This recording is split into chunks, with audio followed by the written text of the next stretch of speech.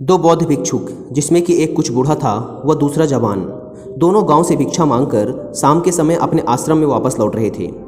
आश्रम से कुछ पहले ही पहाड़ी में से एक नदी बहती थी। शाम का समय था। एक जवान स्त्री उस नदी के किनारे खड़ी थी। उसे भी नदी पार करना था, लेकिन वो डर रही थी क्योंकि वो नदी की गहराई से अनजान थी। बूढ़ा भिक्षुक आगे आगे चल रहा था। वह उस युवा लड़की को देखकर यह समझ गया कि उसे नदी पार करने के लिए किसी के सहारे की जरूरत है। बूढ़े भिक्षुक का मन हुआ कि उसे हाथ से सहारा देकर नदी पार करा दे, लेकिन स्त्री को सहारा देने के ख्याल मात्र से ही उसके अंदर वर्षों की दबी हुई वासना एकदम खड़ी हो गई। स्त्री के हाथ को छूने की कल्पना मात्र से उसकी नस नस में, रग रग में मानो बिजली दौड़ने लगी। उसने 30 वर्षों से किसी स्त्री को नहीं छुआ था और अभी छूने के ख्याल मात्र से ही सारे प्राण कांपने लगे। एक तरह के बुखार ने उसके सारे व्यक्तित्व को घेर लिया है। उसने एक गहरी सांस ली व अपने मन को समझाया, ये कैसी गंदी बात सोच ली, कैसी पाप की बात सोच ली। मुझे क्या मतलब, कोई नदी पार हो या ना हो, उसके लिए मैं अपना जीवन, अपनी साधना क्यों बिगाड़ूं? इतनी कीमती साधना, 30 वर्षों की साधना इस लड़की पे लगा दूं? हरगिज़ नहीं। यह कहकर उसने अपनी आंखें बंद कर लीं, लेकिन वो जवान स्त्री तो आंख बंद करने पर भी दिखाई दे रही थी, या ये कहो कि और भी ज़्यादा आकर्षक दिखाई देने लगी, क्योंकि अब मन जाग गया था, सोई हुई वासना जाग गई थी। आंख बंद किए हुए ही वो लड़की के बगल से होता हुआ नदी में उतर गया। अब ये बात आपको पता ही होगी कि जिस चीज़ से आंखें बंद कर ली जाएं, वो असलियत में उतनी सुंदर कभी नहीं होगी जितनी आंख बंद करने या उससे ज़बरदस्ती मुंह फेरने पर वो लगने लगती है। उसने आंख बंद की और वो स्त्री उसके लिए अप्सरा हो गई। दरअसल सारी अप्सराएं ऐसे ही पैदा होती हैं, बंद आँखों से। दुनिया में सिर्फ स्त्रियां हैं, लेकिन आंख बंद करने व ज़बरदस्ती खुद को स्त्रियों से दूर करने की कोशिश में वो हमें अप्सराएं लगने लगती हैं। आंख बंद करते ही सपना शुरू हो जाता है। क्योंकि उस भिक्षुक ने ज़बरदस्ती अपनी आंखें बंद कर ली थी, इसलिए अब मन में वो उस स्त्री को ही देख रहा था। उसके मन में एक सपना शुरू हो गया था। वो स्त्री उसे आकर्षित कर रही थी। उसका मन कहता है कि ये तो गलत बात है कि किसी मुसीबत में फंसी स्त्री की सहायता न करो, लेकिन तुरंत ही उसका दूसरा मन कहता है कि ये सब बेईमानी है, अपने को धोखा देने के तरीके खोज रहे हो। ये सहायता नहीं, बल्कि तुम उसे छूना चाहते हो। साधुओं के लिए स्त्रियां केवल एक समस्या हैं। नदी के घाट पर उस साधु का मन अशांत है और 2 हिस्सों में बढ़ जाता है। एक हिस्सा उसे उस लड़की की तरफ आकर्षित करता है, जबकि तुरंत ही उसका दूसरा हिस्सा उसे उस लड़की से दूर जाने की सलाह देता है। उस बेचारी लड़की को, जो कि वहाँ पर खड़ी है, उसे कुछ नहीं पता कि उसकी वजह से उस साधु के मन में क्या द्वंद्व उत्पन्न हो गया है, क्या भेदभाव चल रहा है उसके दिमाग में। वो तो बस वहाँ खड़ी है किसी के इंतजार में, जो कि उसे सहायता देकर नदी पार करा दे।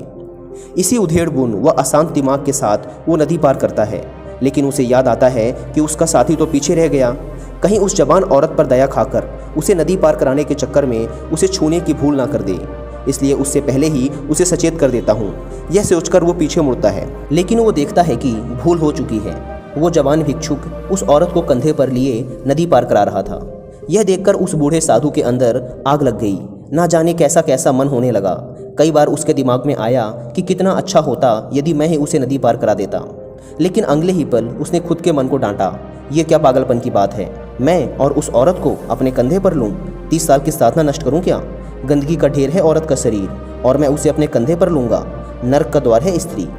लेकिन दूसरी ही ओर उस युवा भिक्षुक के कंधे पर स्त्री को देखकर बूढ़ा भिक्षुक आग बबूला हुआ जा रहा था। उसने सोचा, आज जाकर गुरु को कहूँगा कि ये युवा सन्यासी भ्रष्ट हो गया है, अपवित्र हो गया है, इसे आश्रम से बाहर निकालो। तभी वो युवा भिक्षुक उस औरत को नदी की दूसरी ओर अपने कंधे से नीचे उतारता है और चुपचाप आगे बढ़ जाता है। वो दोनों चलते रहते हैं, लेकिन बूढ़ा भिक्षुक रास्ते में कुछ बात नहीं करता। जब वो आश्रम के द्वार की ओर बढ़ रहे थे, तब बूढ़े भिक्षुक ने सीढ़ियों पर खड़े होकर कहा, याद रखना, मैं चलकर गुरु को कहूँगा कि तुम पतित और अपवित्र हो चुके हो। तुमने उस स्त्री को कंधे पर क्यों उठाया? जवान भिक्षुक एकदम से चौंका। उसने कहा, स्त्री? उसे मैंने उठाया था और नदी पार छोड़ भी दिया, लेकिन ऐसा मालूम होता है कि आप उसे अभी भी ढो रहे हैं। आपने तो उसे उठाया भी नहीं था, लेकिन आप अभी भी अपने दिमाग में उसे ढो रहे हैं, उसके बारे में सोच रहे हैं। मैं पिछले कुछ समय से आपको देखकर सोच रहा था कि आप किसी ध्यान में लिप्त हैं, लेकिन आप तो उस औरत को नदी पार करा रहे थे अपने मन ही मन में।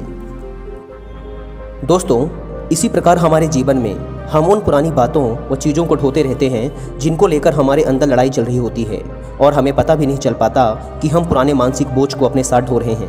हमें पता ही नहीं चल पाता कि हमारे साथ क्या हो रहा है। हम सब ने एक संप्रेषण की धारा में खुद को जोड़ रखा है। हम सब अपने आप को दबा रहे हैं। वो दबाया हुआ घाव हो जाता है और वो घाव पीड़ा देता है। उस घाव की वजह से हमें बाहर वो चीज़ें दिखाई देने लगती हैं जिनकी लड़ाई हमारे अंदर चल रही होती है। सारा संसार एक दर्पण बन जाता है। ये दमन की लंबी धारा, लंबी यात्रा हमारे व्यक्तित्व को तहस नहस कर देती है। इसने जीवन के स्रोतों को विष से भर दिया है। जीवन के सारे सूत्र विकृत और कुरूप हो गए हैं। इसलिए ये बात आपसे कहना चाहता हूँ कि दमन से बचना, अगर जीवन को और सत्य को जानना है तो दमन से बचना। क्योंकि दमन करने वाला इंसान खुद को कभी जान नहीं पाता। वो वहीं रुक जाता है जहाँ दमन करता है। उसको वहीं ठहरना पड़ता है, क्योंकि जरा सा भी ध्यान हटा कि दमन उखड़ जाएगा और जिसको दबाया था वो प्रकट होना शुरू हो जाएगा। अगर आप एक आदमी की छाती पर सवार हो गए हैं तो फिर आप उसको छोड़कर नहीं जा सकते, क्योंकि आप उसे जैसे ही छोड़ेंगे वो आप पर हमला कर देगा। अगर किसी आदमी की छाती पर आप सवार हो गए हैं तो समझ लेना कि जितना आपने उसे दबाया है उससे भी ज़्यादा आप उससे दब गए हैं, क्योंकि आप उसे छोड़कर नहीं जा सकते। मनुष्य जिन चीज़ों को दबा लेता है उन्हीं के साथ बंध जाता है। वो उनको छोड़कर हट नहीं सकता, कहीं जा नहीं सकता। इसलिए खुद के विचारों व भावनाओं को ज़बरदस्ती दबाने से बचना चाहिए, क्योंकि भावनाएं दबाकर आप दूसरों के सामने दिखावा तो कर सकते हैं, लेकिन आपके अंदर एक बवंडर, एक कलह उत्पन्न हो जाएगी और ये आपके अंदर अशांति व हीन भावना को पैदा करेगी। इसलिए यदि आप खुश रहना चाहते हो तो वर्तमान में जियो, पुरानी बातों को भूल जाओ, जैसे हो वैसे रहो। दूसरों के सामने अच्छा बनने के लिए खुद को मत दबाओ, क्योंकि आप जैसे हो वैसे ही अच्छे हो।